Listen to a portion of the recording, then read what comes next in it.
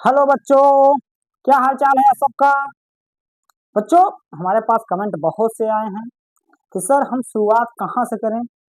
हम शुरुआत पहले चैप्टर से करें कि बीच से करें। आप थोड़ा सा हम सबको सलाह दीजिए कि हम सब पढ़े कैसे, नोट्स कैसे बनाएं। ये सब आप हम सबको बता दीजिए सर। हम सब बना नहीं पा रहे हैं सर कि हम सब नोट्स कैसे, कितने कॉपी ले लें, 50 वाली ले लें कि 20 वाली ले लें। ये सब आपके क्वेश्चन आज व्हाट्सएप पे कमेंट आए हैं बच्चों। चलिए, आप सबको हम बताने का प्रयास करते हैं बच्चों। हम अपने हिसाब से बता रहे हैं बच्चों, आपको जो उचित लगे उस तरह से कीजिएगा। लेकिन अगर आप हमसे सलाह लेना चाहते हैं बच्चों, उसे मानने का प्रयास कीजिएगा। आपका जरूर से जरूर बोर्ड परीक्षा में आपका लाभदायक ही होगा बच्चों। ठीक है ना। ध्यान दीजिएगा, अगर आप हमारे सलाह पे चलते हैं तो ये भरोसा दे रहे हैं बच्चों, आप अवश्य मैथ में बहुत अच्छा कमाल करेंगे। ध्यान दीजिएगा। चलिए शुरुआत करते हैं बच्चों। ध्यान दीजिएगा, आपको सबसे पहले क्या पढ़ना चाहिए और क्या नहीं पढ़ना चाहिए, ये सबसे पहले ध्यान दीजिएगा बच्चों। जैसे सभी बच्चे पहले चैप्टर से शुरुआत कर रहे हैं, मैं आपको सलाह दूंगा बच्चों। आप दो तरह से पढ़ाई होती है बच्चों। एक होता है बच्चों ऑफलाइन, ऑफलाइन, ठीक है ना बच्चों। एक होता है बच्चों ऑनलाइन। ध्यान दीजिए, अगर आप ऑफलाइन पढ़ रहे हैं बच्चों तो आप चैप्टर 8 से शुरुआत कीजिए, पर्सनली 8 से, पर्सनली 8 से बच्चों। 8 से पढ़ते जाइए। कहाँ तक पढ़ना है बच्चों? पर्सनली 14 का लगातार पढ़िए, पर्सनली 14, ठीक ना बच्चों। अगर आप ध्यान दीजिए ऑनलाइन पढ़ रहे हैं बच्चों तो आपको शुरुआत करना चाहिए बच्चों पर्सनली 2 से, पर्सनली 2 से। कहाँ तक पढ़ना है बच्चों शुरुआत में? पर्सनली 5 तक। उसके बाद बच्चों पर्सनली 8 से पर्सनली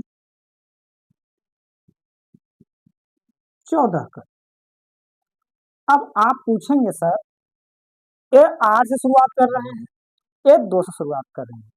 ध्यान दीजिए बच्चों, आपको पहला चैप्टर इसलिए नहीं बता रहे हैं बच्चों, वो बहुत आसान है और आपके सिलेबस में 5 नंबर का क्वेश्चन आएगा बच्चों। कितने नंबर का आएगा बच्चों?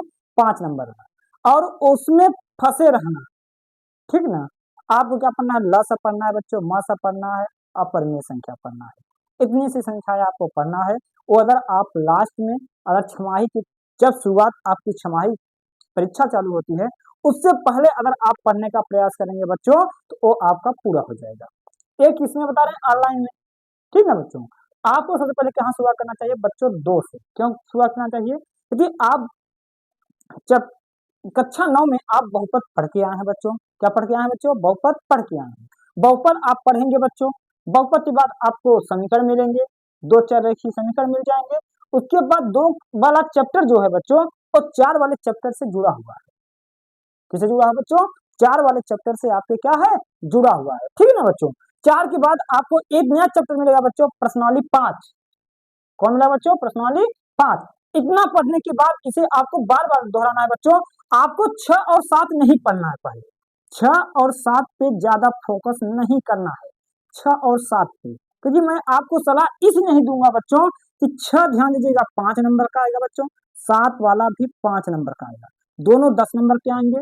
आपका 5 नंबर पर्सनली एस से आएगा, जो आपको 15 नंबर छूट रहा है बच्चों। एक सिलेबस ध्यान दीजिएगा, 6 वाला बच्चों ध्यान, 6 से क्वेश्चन बहुत कम आते हैं बच्चों, बहुत कम आते हैं। 7 वाले क्वेश्चन आते हैं बच्चों, आते हैं। आसान चैप्टर है, चैप्टर पहला भी आसान है बच्चों। प्रश्नावली ध्यान दीजिएगा, प्रश्नावली, प्रश्नावली एक भी आसान है बच्चों। आप 2 से जब शुरुआत करेंगे 5 तक, आपको नए नए क्वेश्चन भी मिलने के प्रयास अवश्य मिलेंगे, ठीक ना। आप जो बहुपद कक्षा 9 में पढ़े हैं उससे थोड़ा सा ऊपर भी क्वेश्चन मिलेंगे। यहाँ पे आपको द्विघात समीकरण पढ़ना है, द्विघात बहुपद पढ़ना है, ठीक ना, और 2 चररेखीय समीकरण पढ़ना है। ये समांतर, समांतर श्रेणी है बच्चों, समांतर श्रेणी भी पढ़ना है। ऑफलाइन में क्या है बच्चों? ऑफलाइन में चैप्टर 8 आपको नया चैप्टर मिलेगा, ट्रिग्नोमेट्री। जब आप ध्यान दीजिएगा, जब आप ऑफलाइन में जाते हैं बच्चों पहले दिन, तो आपका जो मनोबल होता है बच्चों बहुत हाई रहता है। कितना रहता है बच्चों? बहुत हाई। अगर आप पहले चैप्टर से पढ़ना चाहोगे तो वो आपको धीरे धीरे धीरे धीरे क्या होता है बच्चों, मनोबल कम होने लगता है। और जब आप बड़े चैप्टर से शुरुआत करते हैं वो आपके मन फोकस आपके माइंड में डायरेक्ट जाता है बच्चों, ठीक है ना। तो हमेशा ध्यान दीजिए बच्चों, अगर आप लाइन पढ़ना है तो जो सबसे नया चैप्टर है उसे पढ़ने का प्रयास कीजिए, और जो ऑनलाइन पढ़ रहे हैं तो आपको मैं यही सलाह दूंगा बच्चों, आप चैप्टर 2 से पढ़ने का प्रयास कीजिए, यही मेरा सलाह है। और रही बात नोट्स के लिए बच्चों, नोट्स के लिए बच्चों ध्यान दीजिएगा, नोट्स के लिए नोट्स के लिए बच्चों मैं ये सलाह दूंगा बच्चों, आप लगभग लगभग 15 रुपए की, 15 रुपए या 20 रुपए, 20 रुपए की कॉपी खरीदिए, कॉपी खरीदिए बच्चों, ध्यान दीजिए, क्या खरीदिए बच्चों, कॉपी खरीदिएगा, ठीक है ना। नोट्स बनाने के लिए आपको कितने रुपए काम करना है, 15 या 20 रुपए। आप सबके क्वेश्चन होंगे बच्चों 15 और 20 में तो मेरे सवाल ही नहीं आएंगे, जी आपके पूरे सवाल नहीं आए, तो आपको पूरा सवाल लगाना ही कहाँ है बच्चों। नोट्स उसे बना कहते हैं बच्चों जो आपको लगे कि भूल जाएं उसे नोट करना है। कंसेप्ट लिखिए जो टीचर समझा रहे हैं या हमसे पढ़ रहे हैं या किसी भी से टीचर से पढ़ रहे हैं आप उनका कंसेप्ट लिखिए।